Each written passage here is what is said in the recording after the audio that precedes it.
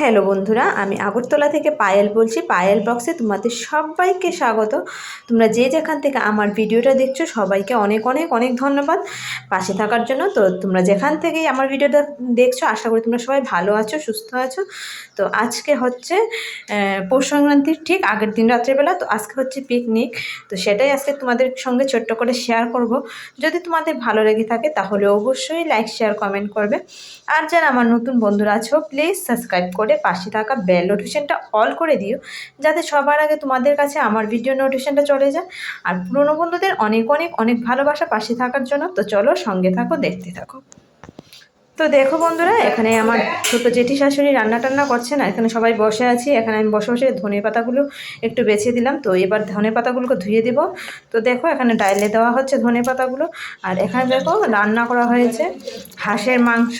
আর কি কি রান্না হয়েছে ছোট্ট তোমাদের সঙ্গে ছোট্ট করে শেয়ার করে। এই যে দেখো এখানে করা হচ্ছে পর্ক ভর্তা, শুটকি ভর্তা, আর হচ্ছে মানে শুকনো মাছের ভর্তা যেটা, আর হচ্ছে ডাল।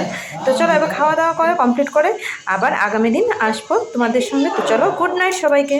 তো বন্ধুরা, পরের দিন সকালে চলে এসেছি কাকি শাশুড়ির ছাদের উপরে। তো চলো দেখতে থাকো।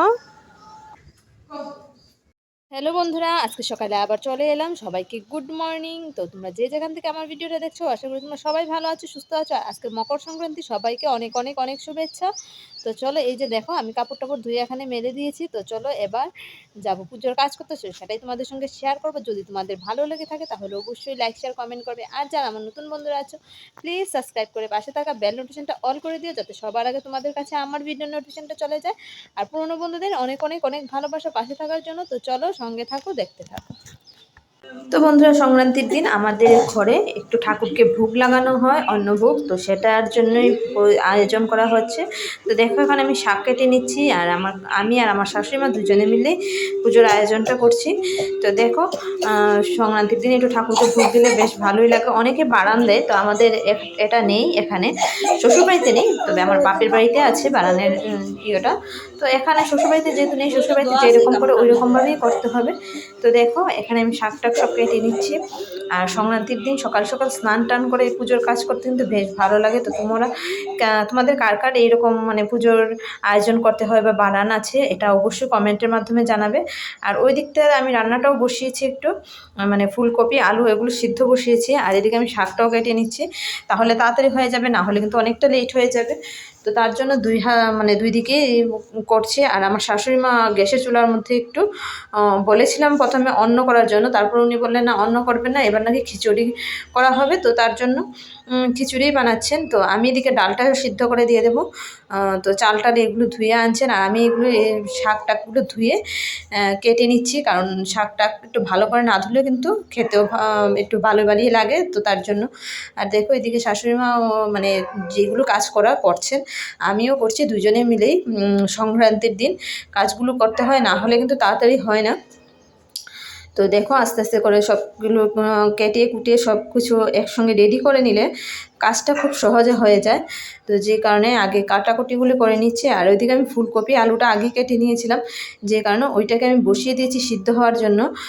কারণ ফুলকপি আলুটা সিদ্ধ হয়ে গেলে তারপরে ফুলকপি আলু আলাদা আলাদা ভাজতেও হবে, এগুলো তো আলাদা করতে হবে। তো তার জন্য আগে ওইদিকে আমি ফুলকপি আলুটা সিদ্ধ বসিয়ে দিয়েছি। আর এদিকে দেখো আমার শাশুড়িমা বলছে ওই তাগাইটা দেওয়ার জন্য একটু জল নেবে, তো তার জন্য এটা দিয়ে দিলাম। তো কি নেবে আমি জানি না, যদিও বলতে পারছি না। তো বলছেন যে এই যে জলের মধ্যে দেখতে পেলাম এখন লঙ্কা দিয়ে দিয়েছেন, মানে লঙ্কাটা ধুয়ে দেওয়ার জন্য দিচ্ছেন। তো এতগুলো লঙ্কা তার এক তরকারিতে মানে শাকে দেওয়া হবে না, সব তরকারিতেই দেওয়া হবে।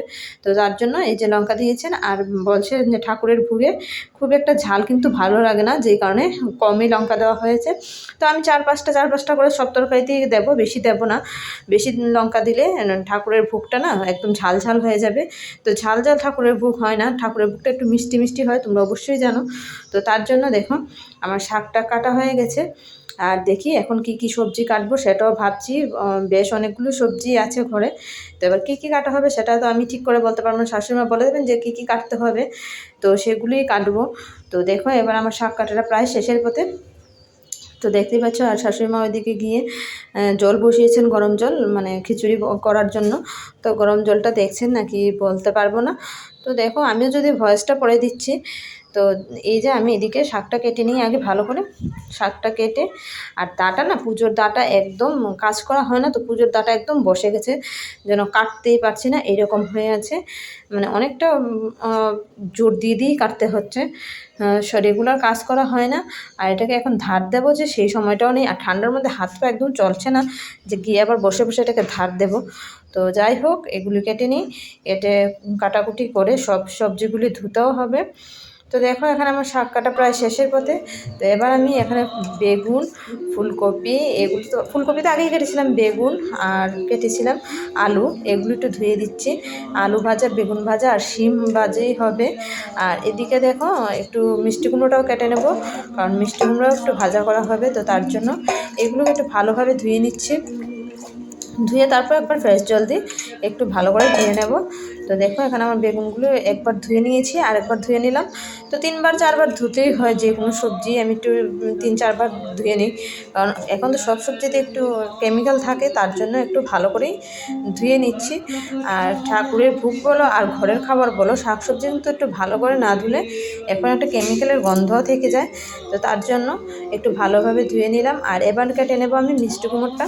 তো মিষ্টি কুমড়োটাকে নিয়ে নিলাম। তো চলো এবার মিষ্টি কুমড়োটাকেও ভাজার জন্য কাটবো।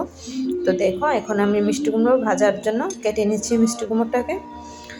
আর ডাঁটা দিয়ে না সত্যি মিষ্টি কুমড়োটা কাটতে গিয়ে প্রচণ্ড হয়রানি হয়ে যাচ্ছিলো, কারণ মানে ডাঁটা দিয়ে ধরছেই না, আর যে কাটা তো অনেকটাই মানে কষ্টকর হয়ে গেছে। তো যাই হোক, মিষ্টি কুমড়ো একটু শক্ত থাকে ঠিক আছে, কিন্তু ডাঁটা যদি একটু ধার থাকতো না তাহলে একটু তাড়াতাড়ি হয়ে যেত। কিন্তু যাই হোক, আমার মিষ্টি কুমড়োটা কেটে নিই।